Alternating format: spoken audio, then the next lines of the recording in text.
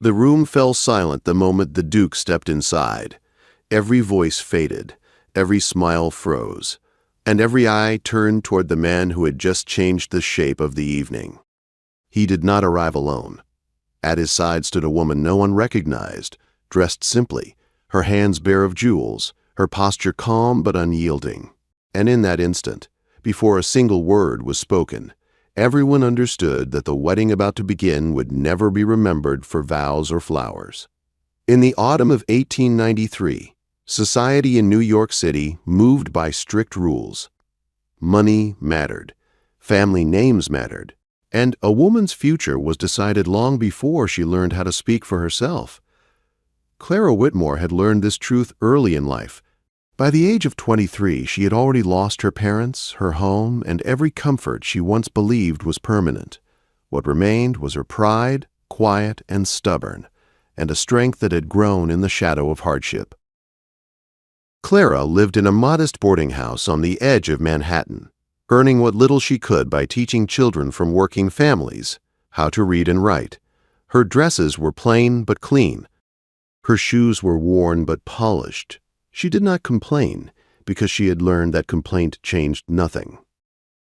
Still, there were nights when she stared at the ceiling and wondered how her life had been so easily discarded by the world that once welcomed her. Years earlier, she had belonged to a different life. Her father had been a respected accountant. Her mother had hosted small gatherings filled with music and laughter. Clara had been educated, hopeful, and certain that love would be part of her future. That certainty had been shattered the day her parents died within months of each other, leaving debts no one had warned them about. The house was sold. The savings vanished. Friends disappeared quietly, politely, and forever. It was during that fall into obscurity that Clara first met Duke Henry Ashford. He was not yet a duke then, only the heir to the title, newly returned from Europe. They met at a charity lecture where Clara volunteered to distribute pamphlets. He spoke to her as if she mattered. He listened. He asked questions. For a brief and dangerous time, Clara believed kindness might grow into something more. But kindness did not survive pressure. When Henry's family learned of her background, the distance appeared overnight. Invitations stopped. Letters went unanswered. And one afternoon, Henry stood across from her with regret in his eyes and duty on his shoulders. He spoke of responsibility, of expectations, of sacrifice. He did not say love.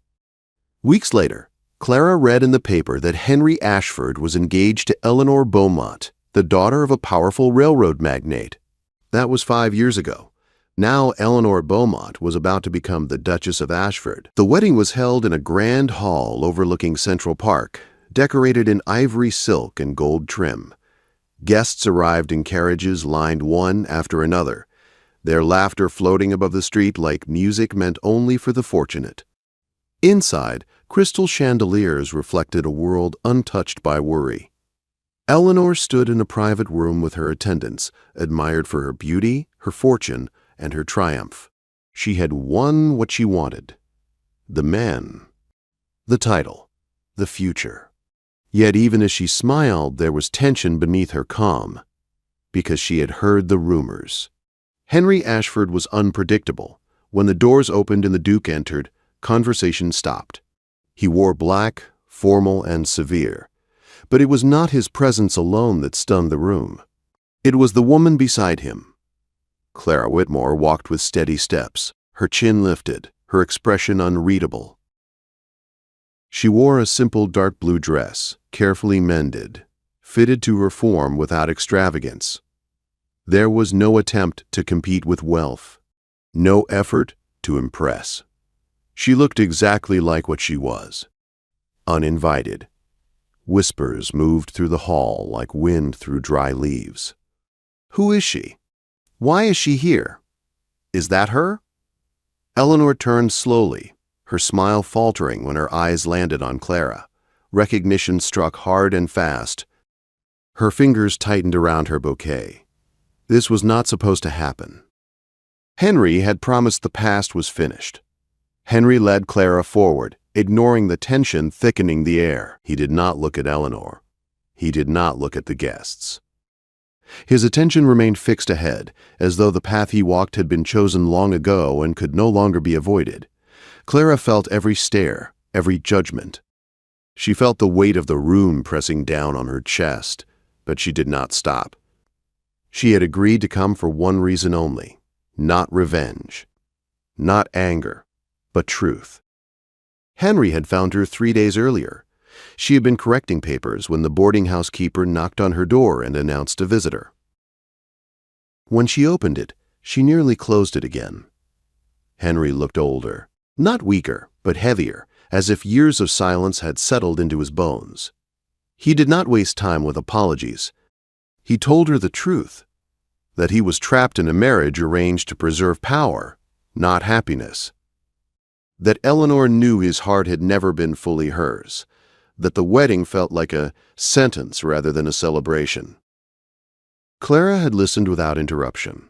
When he finished, she had asked one question. "Why me?" Henry answered honestly. Because she was the only person who knew who he was before the title claimed him. And because he needed the truth to stand beside him, even if it condemned him. She had laughed then. Not from humor, but from disbelief. Yet when he asked her to attend the wedding with him, something inside her shifted. Not hope. Not longing. Resolve. Now, standing in that hall, Clara felt no fear. Only clarity. The ceremony began with uneasy formality. Eleanor walked down the aisle, radiant and admired.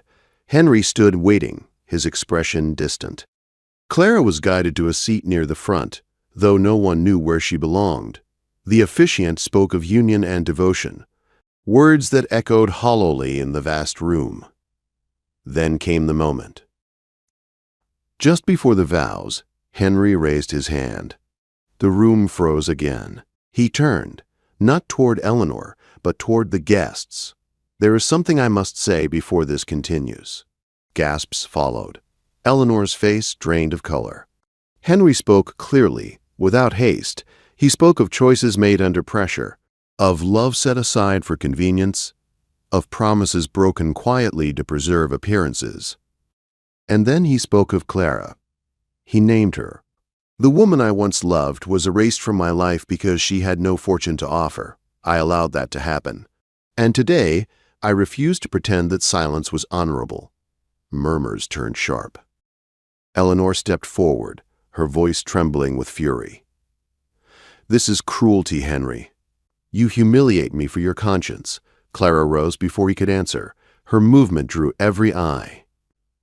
She did not shout. She did not accuse. She spoke simply. "I am not here to reclaim anything. I am here because I was invited to be invisible once, and I agreed. Today, I refuse." She turned to Eleanor. "You won what you wanted, but winning does not erase truth. And truth does not ask permission to be spoken." The room erupted in chaos. Some guests stood. Others whispered. Eleanor's hands shook. Henry said nothing. He did not need to. Clara picked up her coat. "I will leave now. I came to remind myself that poverty does not mean worthlessness, and silence is not dignity." She walked toward the doors alone. Behind her, nothing would ever return to order, and as the doors closed, Clara Whitmore stepped back into the cold air, unaware that her bold act had only begun a transformation that would change her life, and Henry's, forever. The cold air outside the hall felt sharper than any insult Clara had ever endured. It cut into her lungs as she stepped down from the stone stairs and onto the quiet street, where the noise of the wedding was sealed behind heavy doors. For a moment she stood still, her hands trembling despite her calm face. Only when the carriage pulled away without her did she truly understand what she had done. She had spoken in a room where women like her were never meant to speak. A few guests watched from the windows as she walked away, her figure growing smaller against the wide street. None followed. None called her back. That was as she expected. What she did not expect was the sound of footsteps behind her. Henry Ashford caught up to her at the corner, his breath uneven, his composure gone. "Clara, wait." She stopped but did not turn. "You should not have come after me." "I could not let you leave alone," he said. "Not after everything." She faced him then, and the anger she had kept tightly locked finally surfaced in her eyes. "Everything ended years ago, Henry. Tonight was not about us. It was about truth. And truth has consequences." He nodded slowly, as if each word landed heavily. "The wedding is over," he said. "It cannot continue after what I said." "That is not my concern," Clara replied. "Your life will go on. Mine always has." She turned to leave again, but this time he reached for her arm, stopping himself just short of touching her. "What do you want from me now?" She laughed softly, without joy. "Nothing. I want nothing from you. I came tonight to take something back. My voice." Henry watched her go, knowing she was right. For the first time in his life, he understood that love could not survive where courage had failed. The next morning, New York woke hungry for scandal.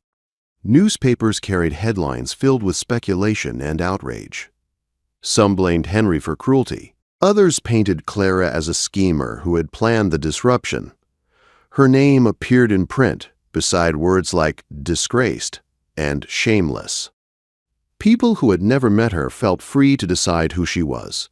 By noon, Clara had lost her teaching position. The school board summoned her briefly, spoke in careful tones about reputation and donors, and ended the conversation without apology. She gathered her books and left through the side door, the echo of children's voices trailing behind her like a wound she could not close. That night, she packed. There was little to take. A few dresses, her notebooks, her mother's worn Bible. She planned to leave the city by morning, though she did not yet know where she would go. Before dawn, there was a knock at her door. It was Mrs. Callahan, the boarding house owner, holding a letter with a wax seal. "A messenger brought this late last night," she said gently. "From a lawyer, I believe." Clara thanked her and closed the door. The letter was from Henry. He wrote of consequences already unfolding, of Eleanor's family withdrawing, of society closing ranks against him.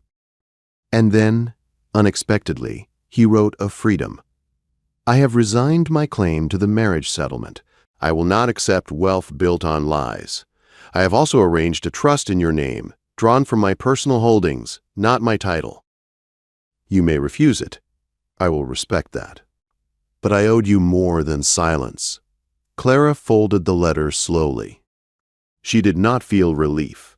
She felt tired. By afternoon, she was gone from New York, boarding a westbound train with no announcement and no farewell. She chose Chicago, a city spoken of as rough, growing, and unconcerned with pedigree. A city that cared more for what you could do than who you had been. Chicago in 1893 was loud, restless, and alive. Smoke curled above brick buildings. Men shouted over machinery. Women walked with purpose. Clara rented a small room near the rail yards and found work within days, teaching immigrant children in a settlement house that did not ask about her past. Weeks turned into months. She cut her hair shorter for convenience. She learned to speak firmly, to command rooms filled with noise and need. The children listened. They trusted her. And slowly, the whispers of New York faded into something distant and unimportant. One evening, as winter pressed hard against the city, Clara was called into the settlement director's office. A visitor waited. She expected trouble. Instead, she found Henry. He looked different. No title in his posture, no certainty in his eyes. "I am not here to ask anything," he said quickly. "I came to tell you that I am leaving New York. I will be working with railway laborers in the West. I needed you to know that your courage did not destroy me. It freed me." Clara studied him for a long moment. "I am glad," she said at last. "Truly." They stood in silence, not as lovers, but as two people who had finally stepped out of shadows. As Henry turned to leave, Clara felt no ache, only closure. But what she did not know was that Eleanor Beaumont, humiliated and furious, had not accepted defeat. And far away, plans were forming that would soon pull Clara back into the world she believed she had escaped. The past was not finished with her yet, and when it returned, it would demand far more than her voice. Winter loosened its grip on Chicago slowly, as if the city had to be convinced that spring was allowed to return. Snow melted into dark streets. Smoke lifted higher into the sky, and Clara Whitmore found herself busier than ever. Her classroom at the settlement house had doubled in size. Children crowded onto benches, their accents thick, their hands rough from factory work, their eyes bright with hunger for something better. Clara taught reading in the mornings, writing in the afternoons, and hope every hour in between. She no longer thought of herself as fallen or forgotten. She thought of herself as useful. That peace lasted 3 months. The letter arrived on a gray morning, delivered by a man who asked her name twice, as if confirming it carried weight. The envelope was heavy, expensive, the seal unfamiliar. Clara opened it slowly. Inside was a formal summons. She was being accused of moral misconduct, fraud, and intentional disruption of a lawful marriage. The complaint had been filed in New York, backed by sworn statements. Her presence was requested, strongly advised, and quietly threatened. Eleanor Beaumont. Clara sat very still as the words settled. She understood immediately. This was not about justice. This was punishment. The settlement director urged her not to go. "These people have money and power," she said. "They will crush you." But Clara had learned something important since leaving New York. Running did not bring peace. Standing did. She packed once more. When Clara returned to New York, the city felt smaller, meaner, like a place she had outgrown. Word spread quickly that the woman from the ruined wedding had come back. Curiosity replaced pity. Some wanted to see her broken. Others wanted entertainment. The hearing was held in a private chamber, not a courtroom. Eleanor sat across the room, dressed in black silk, her face flawless and cold. Henry was not present. He had been named, but not summoned. Eleanor spoke first. She described humiliation, public disgrace, a wedding destroyed by a woman who refused to accept her place. She spoke of intention, of planning, of revenge disguised as virtue. When it was Clara's turn, she stood alone.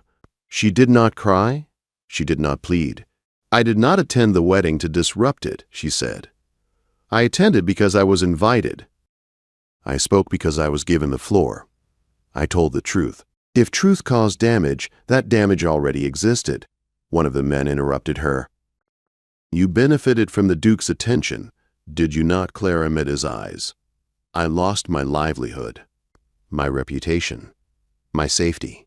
If that is benefit, it is an expensive one." Eleanor smiled faintly.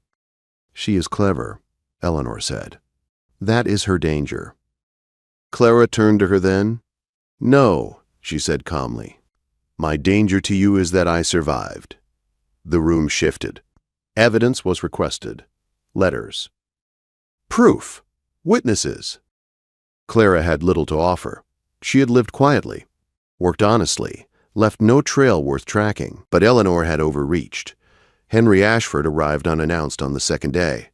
He brought documents, correspondence between Eleanor and private investigators. Letters outlining plans to ruin Clara's credibility. Notes discussing timing, optics, and public sympathy. Proof that the scandal had been engineered not just once, but repeatedly. The men reviewing the papers went silent. Eleanor stood. "This is a betrayal," she said sharply. "No," Henry replied. "This is accountability." The complaint was dismissed. Not publicly.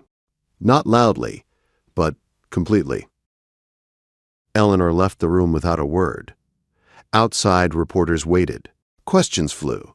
Names were called. Clara did not stop. Henry walked beside her until the street widened and the noise softened. "You are free now," he said. She nodded. "I always was. I just had to learn it." He hesitated. There's one more thing, the trust I created. You never answered. Clara stopped.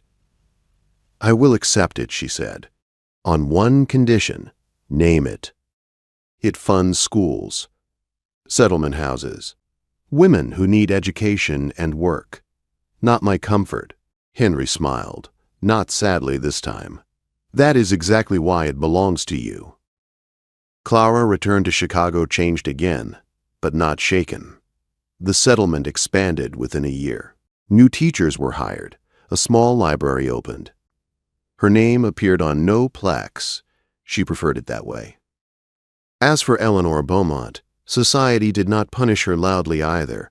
It simply turned away. Invitations slowed. Allies distanced themselves. Power without admiration grew heavy. Henry Ashford never married. He worked. Quietly, away from crowds. He sent reports to Clara once a year. She read them with respect, not longing. Years passed. One spring afternoon, as Clara dismissed her students, a man waited near the doorway. He wore plain clothes. His hands bore ink stains. His smile was nervous but kind. "My name is Samuel Brooks," he said. "I read about your school. I wondered if you needed help." She did. They worked together. Slowly, carefully, as equals. Love, when it came, did not arrive like a storm. It came like steady ground.